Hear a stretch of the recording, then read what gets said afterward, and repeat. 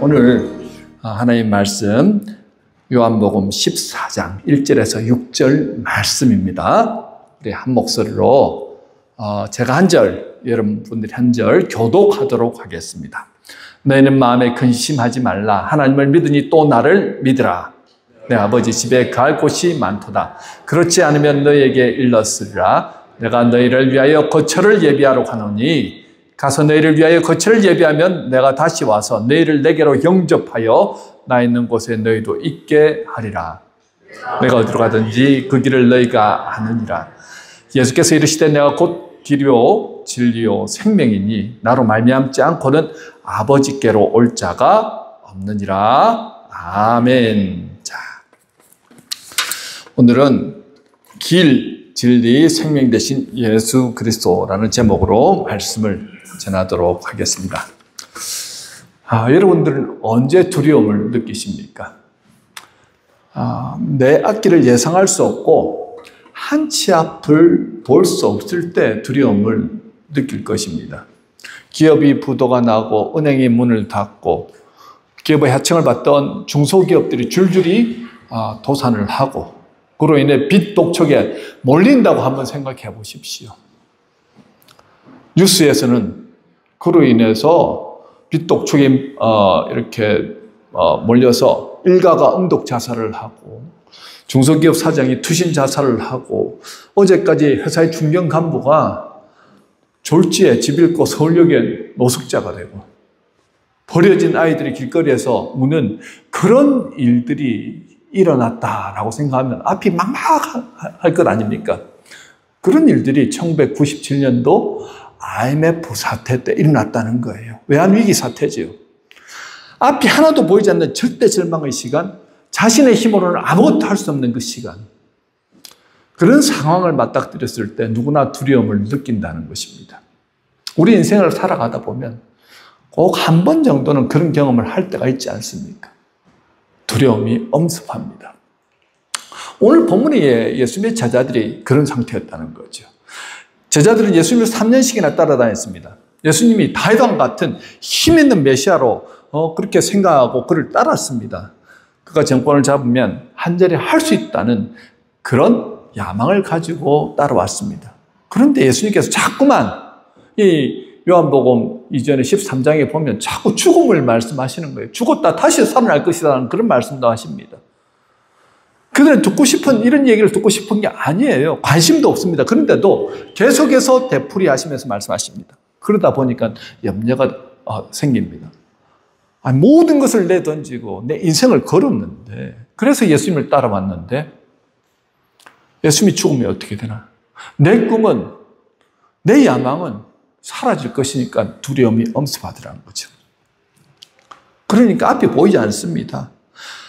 마음은 슬슬 불안해지고 그리고 염려가 찾아오더라는 거죠.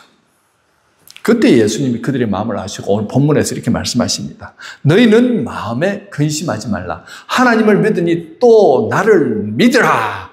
죽음을 말씀하시고 고난당하실 것을 말씀하시고 십자가에 달려 돌아가실 것을 말씀하시는데 너희는 마음에 근심하지 말라고 말씀합니다. 왜 예수님은 근심하지 말라는 말씀하셨을까요? 아주 간단하죠. 예수님께서 아버지의 집에 가시기 때문에 근심하지 말라는 겁니다. 예수님의 죽음은요, 아버지의 집으로 가는 것을 의미합니다. 그런데 단순히 가는 것으로 끝이 아니라 다시 오시겠다라고 말씀하시니까 너희들 근심하지 마라고 말씀하는 거죠. 본문 2절에서 4절을 한번 같이 읽을까요? 시작. 내 아버지 집에 갈 곳이 많도다. 그렇지 않으면 너희에게 일렀으리라. 내가 너희를 위하여 거처를 예비하러 가노니 가서 너희를 위하여 거처를 예비하면 내가 다시 와서 너희를 내게로 영접하여 나 있는 곳에 너희도 있게 하리라. 내가 어디로 가는지 그 길을 너희가 아느니라. 아멘. 자, 예수님께서 지금 아버지의 집으로 가시는 일은 본래 계시던 곳으로 돌아가는 것도 되지만요. 그보다 중요한 의미가 있죠. 무엇입니까? 우리를 위해서 거처를 예비하러 가신다는 것입니다. 예수님께서 거처를 예비하신 후에 다시 오셔서 친히 우리를 예비해 두신 그 거처로 이끌어 주시겠다라고 약속하시는 거죠. 그래서 마음에 염려하지 말라고 말씀합니다. 여러분, 자, 이 내용은 여러분들이 어떻게 들었을 때 이게 무슨 내용인가 지금 이해가 안 되죠. 근데 그 당시 유대인의 풍습을 조금 이해하면 굉장히 이해하기가 쉽습니다. 이게 무슨 얘기냐면요, 이스라엘의 결혼 풍습과 굉장히 관련이 있는 내용입니다. 이스라엘에서는요, 자, 어떤 총각이 어떤 처녀가 마음에 드는 거예요. 아가씨가 마음에 드는데, 그러면 아버지에게 내가 어떤 처녀가 마음에 드는데 그 처녀에게 가서 내가 승낙을 받으려고 하니까 아버지 돈을 좀 주십시오 하면 돈을 줍니다. 그래서 그 돈을 받아가지고 그 아가씨의 집에 가는 거예요. 아가씨의 집에 가서 이 돈으로 잔치를 좀 열어주십시오 하면 일주일 동안 그 돈으로 잔치를 엽니다. 그리고 마지막 날이 되면 그 총각이 그 처녀에게 포도주 한 잔을 딱 따라가지고 자신이 그 포도주를 딱 전해주면 그 처녀가 그 포도주 잔을 받아들고 이 총각이 마음에 들면 결혼하고 싶으면 어떻게 해요? 받아서 마신다는 거예요. 그러면 약혼이 성사가 되는 겁니다. 그러면 이 총각은 자연스럽게 아버지에게로 와서 지금부터는 어떻게 해요? 살 집을 마련하고 그렇게 결혼할 준비를 그때부터 하는 것입니다. 그리고 아버지는 결혼식 할 때와 기한을 정해주지요. 신랑이 모든 준비를 다 마치면 그때서야 이제 신부에게 가서 결혼식을 하고 신부를 데리고 신랑의 집으로 가게 된다는 것입니다. 예수님이 지금 말씀하신 게 무엇입니까? 너희들은 나의 신부들이라고 그렇게 말씀하고 계신 거예요. 이제 내가 먼저 가서 너희들이 거처할 곳을 마련할 테니까 그리고 다시 나는 돌아올 거야 라고 말씀한 겁니다. 제자들은 이 얘기가 지금 결혼식 얘기구나 하는 것을 그들은 깨달았다는 거죠. 여러분, 우리가 죽으면 단순히 천국에 가는 그런 이야기를 하는 것이 아닙니다. 예수님과의 혼인잔치를 지금 예수님이 말씀하고 있는 거예요. 우리는 예수님의 신부들입니다. 우리가 예수를 믿고 구원받았다는 것은요, 천국에 대한 소망이 생겼다는 것입니다. 또한 예수님의 신부들이라는 뜻이죠. 무슨 말입니까? 우리가 육신의 장막을 벗고 이제 영원한 하나님의 나라, 아버지께로 들어갈 때 예수님의 신부들로서 하게 된다는 것이죠. 그러니까 우리가 이 땅에 있는 동안 어떻게 준비를 해야 된다는 것입니까? 깨끗하고 정숙한 예수님의 신부들로서 이 땅에서 살아가야 한다는 거죠. 자, 본문 5절에서 그런데 뜬금없이 도마가 이렇게 말합니다. 주여, 주께서 어디로 가시는지 우리가 알지 못하거늘 그 길을 어찌 알겠사옵나이까? 라고 말합니다. 본문에서 도마의 질문은요, 예수님께서 가시는 그 길이 무엇이고 어디이며 왜 가시냐 하는 것입니다. 우리는 그러면 어떻게 그 길을 갈 수 있습니까? 라고 묻지요. 도마는 굉장히 이성적이고 합리적인 사람입니다. 그런데 예수님의 말씀을 전혀 이해하지 못하고 있습니다. 도마는요, 예수님께 길이라는 단어 하나를 가지고 질문을 던졌습니다. 도대체 길이란 무엇입니까? 인생의 가장 기본적 문제가 이 길이라는 단어 속에 집중되어 있습니다. 모든 철학에서 문제가 되는 나는 어디에서 왔고 무엇을 하다가 어디로 가는가 하는 것이죠. 이것이 길입니다. 인생은 스스로 길을 선택해야 합니다. 인생의 길이란 세상 사람들에게는 적용되는 것이 세상 사람들에게만 적용된 것이 아니라 영적 문제에도 동일하게 적용이 됩니다. 이 예수님께서 대답하시죠. 6절 말씀입니다. 우리 다 같이 한 목소리를 읽도록 하겠습니다. 시작. 예수께서 이르시되 내가 곧 길이요 진리요 생명이니 나로 말미암지 않고는 아버지께로 올 자가 없느니라.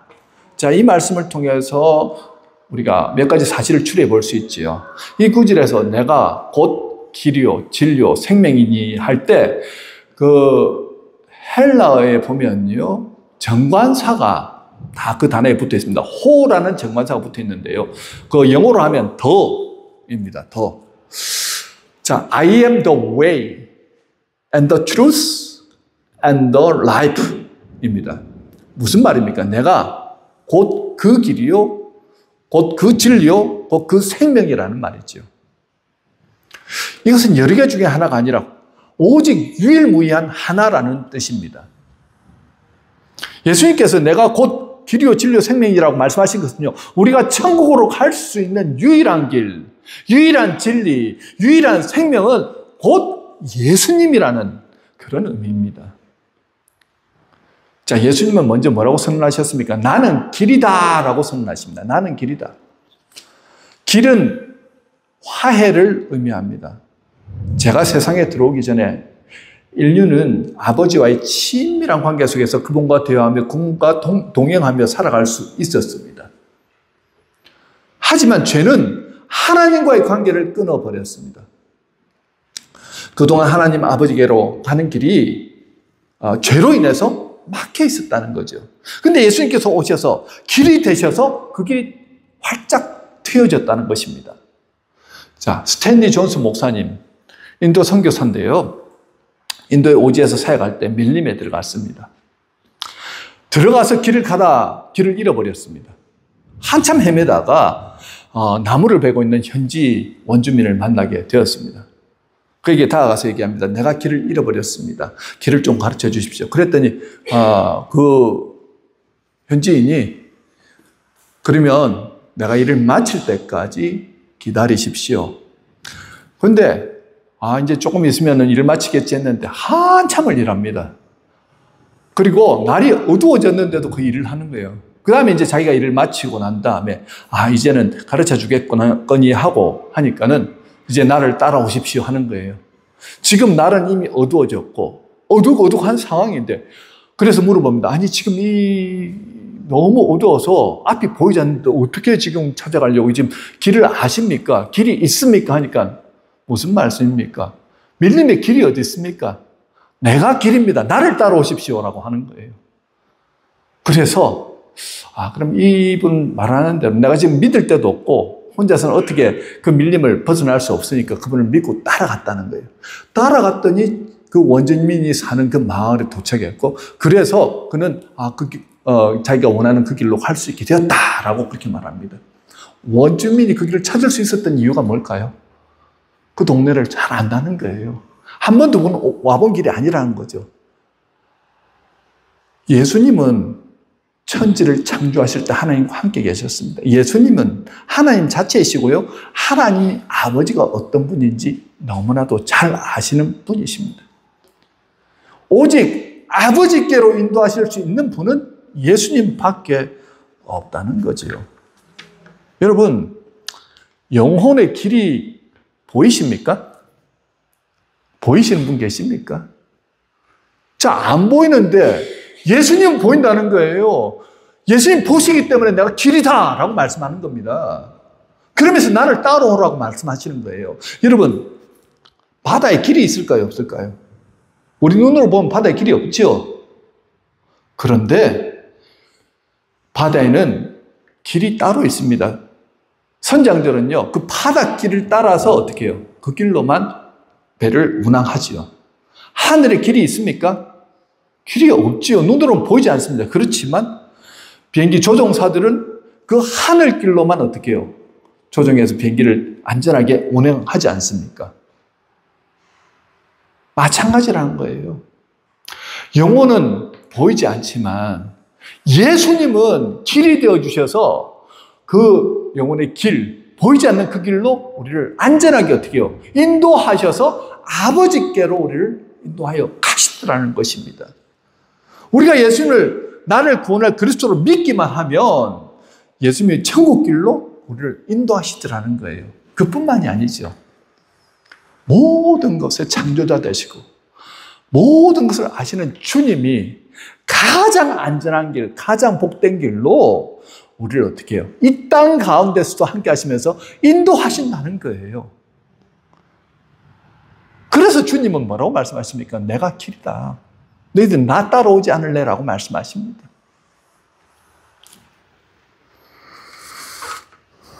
여러분, 어느 누구도 갈 수 없었던 길, 존재하지도 않았던 그 길을 예수님은 십자가를 지심을 통해서 열어놓으셨다는 거예요. 이사야서 43장 9절에 이렇게 말씀합니다. 내가 강야의 길을 내겠으며 사막의 길을 내겠다라고 하나님은 약속하셨지요. 광야 같고 사막 같은 곳에 예수 그리스도를 믿으면 예수님이 어떻게 해요? 영생의 길을 내어주시겠다는 거예요.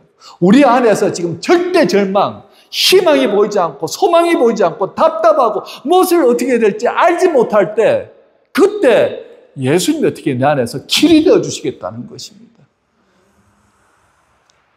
어떻게 해요?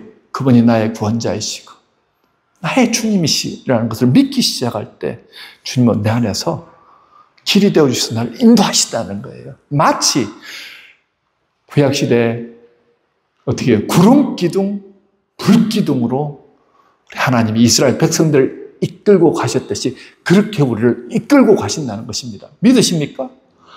주님은 그렇게 인도하신다는 거예요. 두 번째로 예수님은 내가 진리다라고 선언하십니다.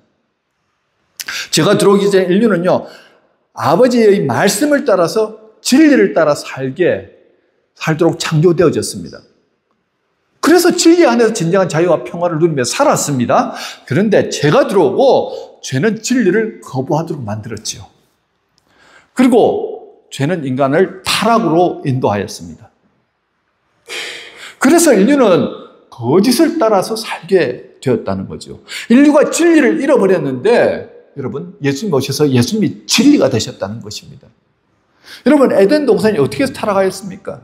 선악을 알게 하는 나무의 열매를 먹으면 정령 죽으리라는 그 진리의 말씀을 버리고 결코 죽지 않으리라는 그런 사탄의 말을 믿음으로써 결국은 타락하게 되었다는 거예요.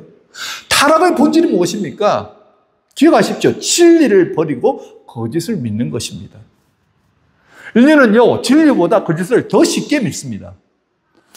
사람들에게 통용되는 소문들을 보면요, 거의 다 이렇게 더하고 빼고 가감하더라는 거죠. 있는 그대로가 아닙니다. 자기가 직접 보고 들은 것이 아닌 대부분 부풀거나 아니면 축소된 것이더라는 거죠. 거짓 뉴스가 왜 그렇게 넘쳐납니까? 그런데 우리는 거짓 뉴스를 많이 이렇게 통용되니까 그것이 진리인 양 믿지 않습니까? 객관적인 사실이 드러났음에도 불구하고, 거짓이라는 게 드러났음에도 불구하고 그렇지 않다고 하면서 그것을 믿더라는 것입니다. 이것이 탈진리의 시대의 특징이라는 거죠. 진리를 버리고 거짓을 따르다 보니까 계속해서 타락의 길로 가더라는 것입니다.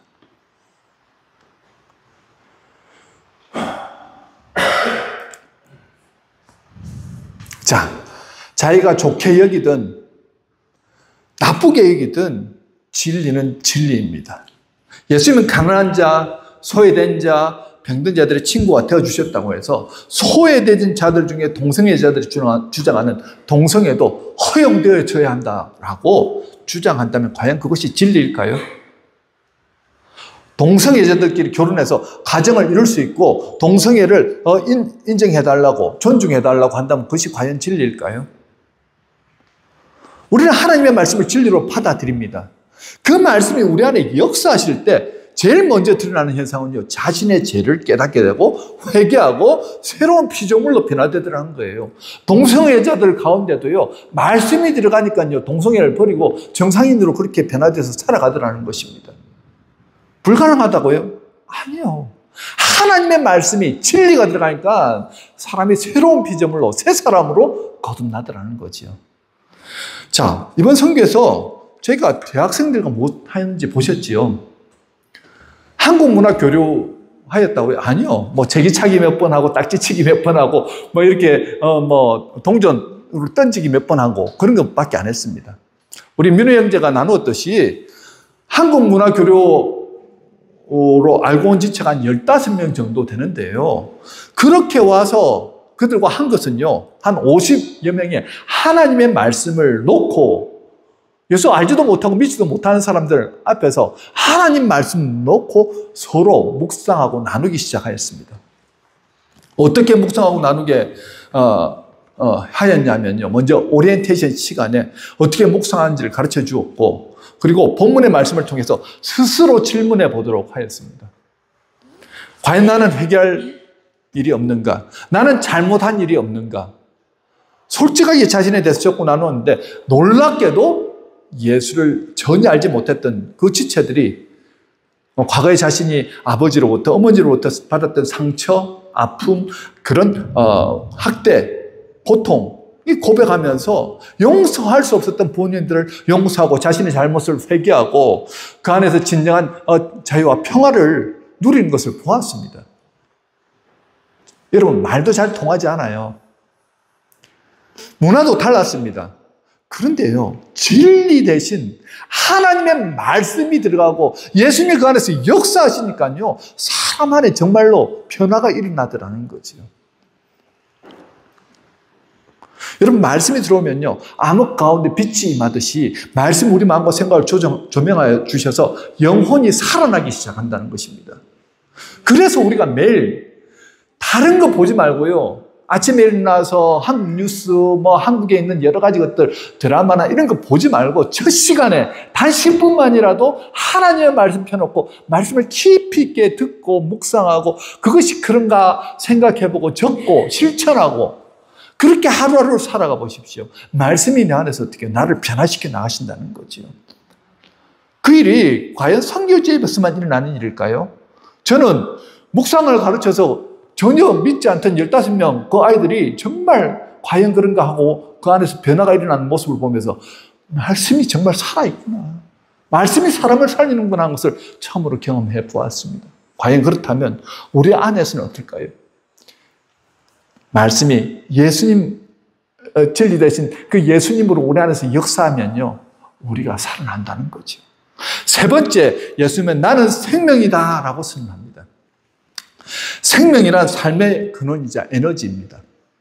타락의 이전 인류는요, 영원한 생명을 따라 살도록 창조되었습니다.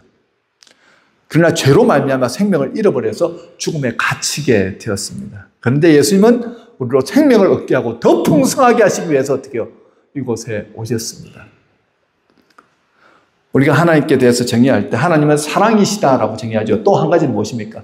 하나님은 생명이시다라는 것입니다. 하나님께서 계시는 곳에 생명이 있고요, 마귀가 있는 곳에는 죽음이 있습니다. 하나님이 계신 곳에는 희망과 소망이 있고요, 마귀가 있는 곳에는 죽음과 절망이 있습니다.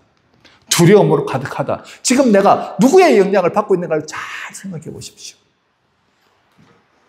예수님 오늘 나와 함께 하신다 그러면요, 정말 두려워해야 할 그 상황에서도 살 소망과 희망을 가집니다.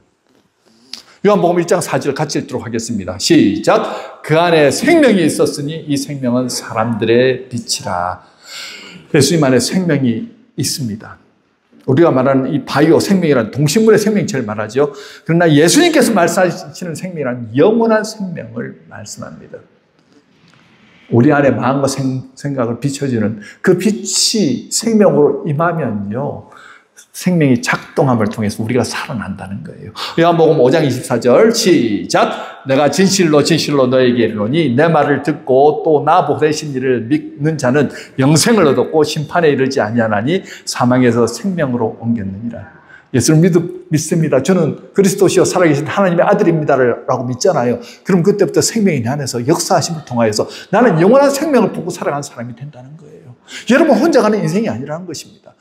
또 요한복음 3장 36절 같이 읽습니다. 시작. 아들을 믿는 자는 영생이 있고 아들을 순종치 아니하는 자는 영생을 보지 못하고 도리어 하나님의 진노가 그 위에 머물러 있느니라. 교회를 다닌다고 영생이 있는 게 아니라는 거예요. 아들을 믿는 자에게만 어떻게 해요? 영생이 있다라고 말씀합니다. 여러분, 이번 선교를 통해서 제가 참 놀랍게 느꼈던 것은요, 니카라 대학생들 가운데 참 그 대학이 후남 대학인데 우리나라로 치면 서울대학입니다. 그 서울대학 다니는 애들이 얼굴에 절망, 소망이 없는 거예요. 희망이 없습니다. 그들이 졸업해서 의사의 봉급이 500불밖에 안 되는 거예요. 공부를 열심히 해가지고 박사를 해도 한 400불 정도밖에 벌지 못하는, 나라 전체가 절대 절망, 빈곤, 어려운 가운데 사는 그런 가운데 얼굴 가운데 그늘이 있고 뭔가 상처로 가득 차 있는 그 모습을 바라보면서 왜 그들은 이렇게 기쁨이 없을까? 감사가 없을까? 딱 한 가지더라고요. 생명이 들어가 있지 않는구나. 예수의 생명이 없으니까 좋은 대학을 나오고 의사가 되고 그나마 거기에서 살만하다 할지라도 늘 걱정, 의심, 염려가 떠나지 않는구나 하는 것을 저는 느꼈습니다. 그런데 놀랍게도 예수의 빛이 그들에게 비치기 시작했을 때 그들이 고백합니다. 나 이제 하나님의 백성으로 살래요. 나 이제 예수님 믿으면서 살겠습니다. 나는 이제 예수님과 동행하면서 살겠습니다. 나는 이 어려움, 절대 절망 같은 이 나라 안에서 희망과 소망을 품고 하나님의 사명, 하나님이 주신 사명을 품고 나는 따라가겠습니다. 그렇게 고백하더라는 거죠. 말씀을 맺습니다. 여러분, 예수 안에 길이 있고 예수 안에 진리가 있고 예수 안에 생명이 있습니다. 믿으십니까? 한마디로 예수님이 답이라는 거예요. 우리가 예수를 진정으로 믿으면요, 우리 막힌 길 같은데 주님께서 어떻게 해요? 길이 되어주셔서 길을 인도해 주신다는 거예요. 답을 알지 못해서 무엇을 어떻게 해야 될지 모를 때 진리가 되어주셔서 깨닫게 해주신다는 것입니다. 생명이 되어주셔서 우리에게 살아나서 이 땅 가운데서 하나님의 백성으로 자녀로서 힘차게 능력 있게 살아가도록 인도하신다는 거예요.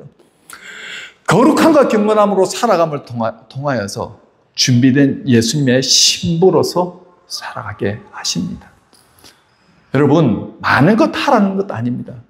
믿음은 굉장히 단순합니다. 내가 예수를 믿느냐? 믿는다고 하면요, 철저하게 예수를 믿고 예수님 말씀하시는 대로 순종하며 따라가 보십시다. 매일 아침 첫 시간에 일어나서 하나님 감사합니다. 간단하게 30초라도 기도하시고요. 말씀을 펴십시오. 하루에 한 장이라도 괜찮습니다. 잘 모르겠으면 잠언 한 장이라도 읽고 그중에서 내게 꼭 필요한 말씀 한 절만 계속해서 묵상하시고 적어놓고 오늘 이 말씀대로만 살아보자라고 한번 결단하며 살아가십시오. 그 진리의 말씀이 나를 진리의 길로 인도하십니다. 알지 못했던, 두려웠던, 답답했던, 답을 찾지 못했던 분들이 계십니까? 오늘 주님 안에서 답을 찾으십시오. 깨닫게 하십니다. 되는가 안 되는가요? 이 한 주간 동안 한번 실천해 보십시오. 놀라운 은혜를 경험하실 것입니다. 눈에 보이지 않지만 주님은 살아서 오늘도 저와 여러분 가운데 역사하십니다. 주님이 길이 되시고 진리가 되시고 생명이 되십니다. 그 주님이 바로 저와 여러분을 구원하신 살아서 역사하시는 예수 그리스도십니다. 오늘 믿음으로 승리하시는 저와 여러분 되시길 주님의 이름으로 축원합니다. 아멘.